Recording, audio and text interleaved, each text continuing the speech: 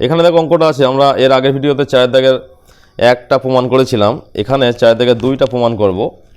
এটা সমান, এই অঙ্কটা আছে, এটা সমান 1 প্রমাণ করতে হবে। তাহলে আমরা বাম পক্ষটা লিখে নেবো আগে, মানে লেফট হ্যান্ড সাইড আমরা শর্টে লিখছি LHS।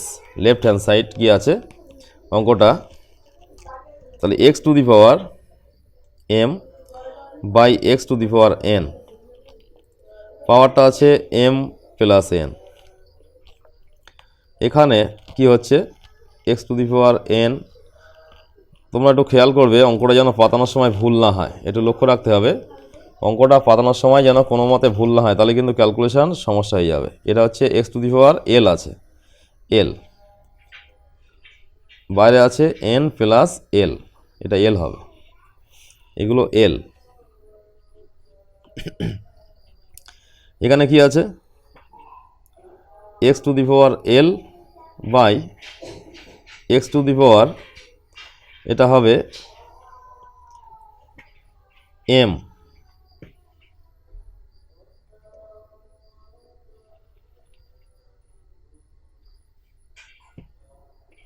এটা হবে x⁴m। এখানে একটু প্রিন্টিং মিস্টেক আছে, এটা m হবে x⁴, আমরা এটা m করে নিলাম, এটা প্রিন্টিং মিস্টেক আছে, এটা m হবে x⁴m। তাহলে l বাই x⁴m, বাইরে কি আছে l প্লাস m, এটা বামপক্ষ। তাই সূচকের নিয়মাবলী প্রয়োগ করে আমরা দেখো ক্যালকুলেশনটা করছি, এটা ভাগের আকারে আছে, বেসটা একই, তাহলে কী হবে বিয়োগ হবে। তাহলে x⁴, ওপরে m আছে, নিচের পাওয়ারটা গিয়ে বিয়োগ হবে m মাইনাস n, ওপরে গুণের আকারে আছে m plus n into x⁴n minus l, ওপরে আছে পাওয়ারে একটা n প্লাস l লিখলাম, ইন্টু x⁴, কী হবে এখানে হবে l মাইনাস m, পাশে একটা পাওয়ার আছে l প্লাস m। আমাদের এইভাবে ক্যালকুলেশনগুলো করতে হবে।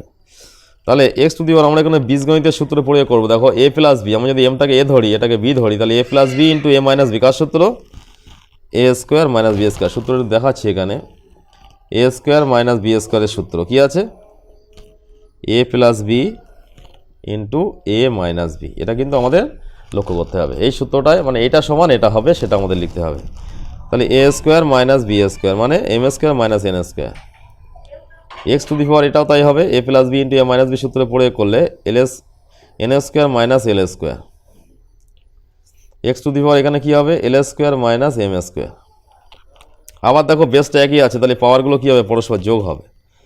তাহলে x⁴ এগুলো যোগ করে দিচ্ছি সব, m square minus n square plus n square minus l square plus l square minus m square.